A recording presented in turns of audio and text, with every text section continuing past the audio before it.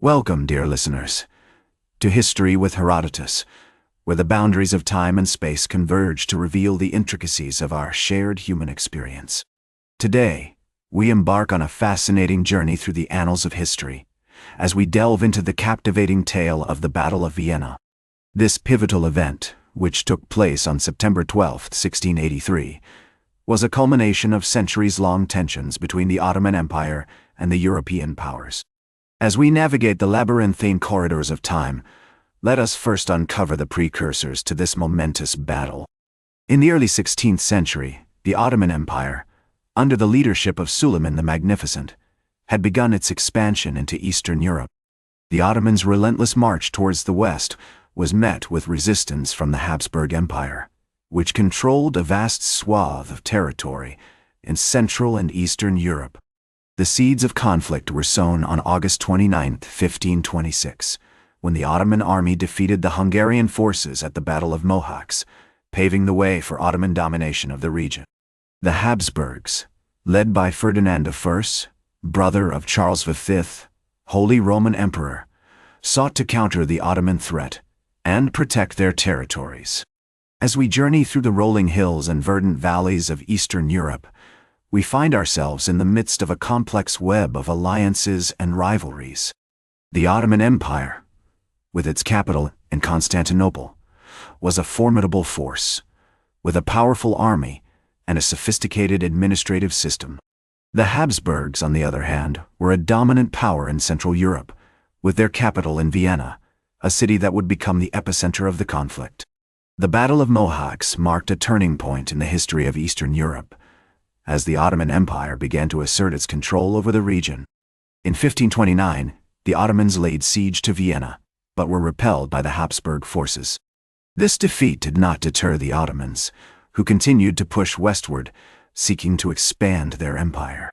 The Long Turkish War, which broke out in 1593, was a series of conflicts between the Habsburgs and the Ottomans, with both sides suffering heavy losses.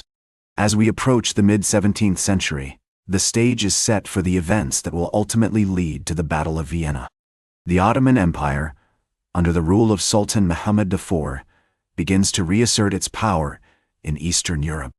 In 1663, the Ottomans launch a campaign against the Habsburgs, seeking to capture the strategic city of St. Gotthard. The battle is fierce, but the Habsburgs emerge victorious, and the Ottomans are forced to retreat. The Treaty of Vassar, signed in 1664, brings a temporary peace between the Habsburgs and the Ottomans, but the tensions between the two empires remain high. The Habsburgs, led by Leopold I, continue to consolidate their power and protect their territories, while the Ottomans seek to expand their empire. As we leave the earliest history of the Battle of Vienna behind, we find ourselves on the cusp of a new era, one marked by grandeur, heroism, and the fate of empires hanging in the balance. The seeds of conflict have been sown, and the stage is set for the epic struggle that will unfold in the years to come.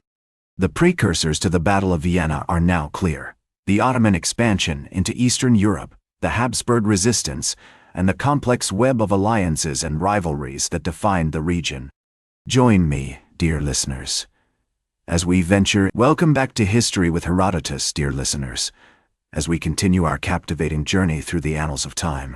Having laid the foundation for the events leading up to the Battle of Vienna, we now find ourselves at the threshold of a pivotal moment in history.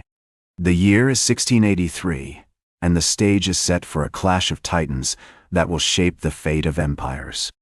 As we delve into the heart of the battle, we are met with a landscape of grandeur and heroism. The Ottoman Empire, under the leadership of Grand Vizier Kara Mustafa Pasha, has been making steady gains in Eastern Europe, seeking to expand its dominion over the region. The Habsburgs, led by Leopold I, are determined to protect their territories and resist the Ottoman advance.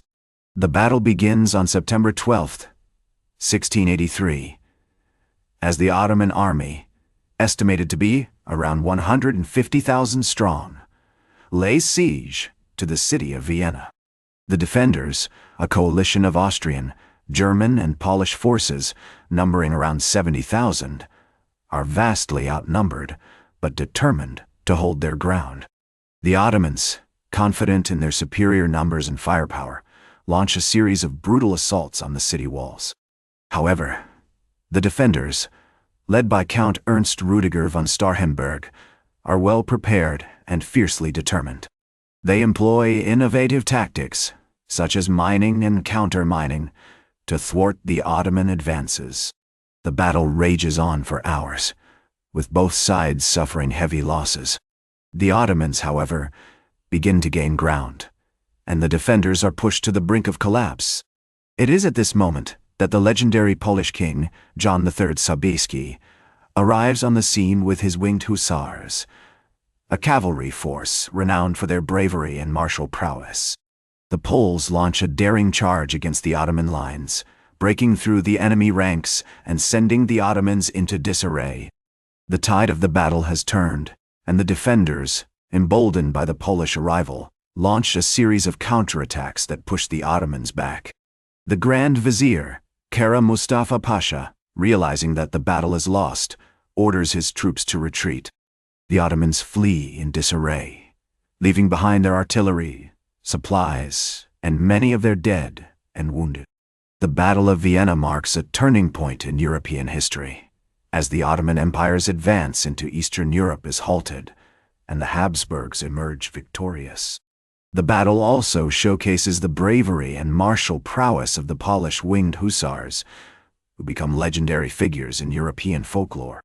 As we reflect on this pivotal moment in history, we are reminded of the complexities and nuances that shape human conflict. The Battle of Vienna is a testament to the power of alliances, strategic leadership, and sheer determination.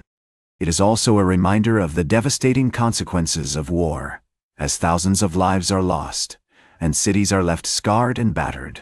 The Battle of Vienna may be over, but its legacy will continue to shape the course of history, as empires rise and fall, and new heroes emerge to take their place on the stage of time. Join me, dear listeners, as we venture into the next chapter of our journey, where the aftermath of the battle will lead us down a path of discovery and exploration. Welcome back to History with Herodotus, dear listeners, as we transition into the final chapter of our journey through the annals of time, exploring the aftermath and legacy of the Battle of Vienna. The year 1683 marked a significant turning point in European history, as the Ottoman Empire's advance into Eastern Europe was halted, and the Habsburgs emerged victorious. As the dust settled on the battlefield, the city of Vienna lay scarred and battered, its walls breached, and its people exhausted. However, the defenders, led by Count Ernst Rudiger von Starhemberg, and the legendary Polish king, John III Sobieski, were hailed as heroes, their bravery and determination inspiring a new era of cooperation and unity among the European powers. The Treaty of Karlowitz, signed in 1699, officially ended the Great Turkish War, marking a significant shift in the balance of power in Eastern Europe. The Ottoman Empire, weakened by its defeat at Vienna, began to decline, while the Habsburgs, emboldened by their victory, expanded their dominion over the region. The legacy of the Battle of Vienna can be seen in the emergence of new alliances and coalitions, as European powers sought to counterbalance the declining Ottoman Empire. The Holy Roman Empire, led by Leopold I, formed a series of alliances with other European powers, including the Polish-Lithuanian Commonwealth, to secure its borders and protect its interests. The battle also had significant cultural and social implications, as the influx of refugees from the Ottoman Empire brought new ideas, customs, and traditions to Eastern Europe. The city of Vienna, once a bastion of Catholicism, became a melting pot of cultures, with Muslims, Jews, and Christians living together in a vibrant and diverse community. As we reflect on the aftermath of the Battle of Vienna, we are reminded of the complexities and nuances that shape human conflict. The battle marked a significant turning point in European history, but its legacy extends far beyond the battlefield. It is a testament to the power of alliances, strategic leadership, and sheer determination, as well as a reminder of the devastating consequences of war. In the years following the battle, John III Sobieski became a legendary figure in European folklore, his bravery and martial prowess inspiring countless stories, poems, and songs. The winged hussars, with their iconic wings and bravery, became a symbol of Polish nationalism, while the Habsburgs continued to expand their dominion over Eastern Europe. As we conclude our journey through the annals of time, we find ourselves at the threshold of a new era, one marked by shifting alliances, emerging powers, and the ongoing struggle for dominance in Eastern Europe. The Battle of Vienna may be a distant memory, but its legacy continues to shape the course of history, as empires rise and fall, and new heroes emerge to take their place on the stage of time. In the words of the great historian, Edward Gibbon, the Battle of Vienna was a turning point in the history of Europe, marking the beginning of the end of Ottoman expansion and the emergence of new powers in Eastern Europe.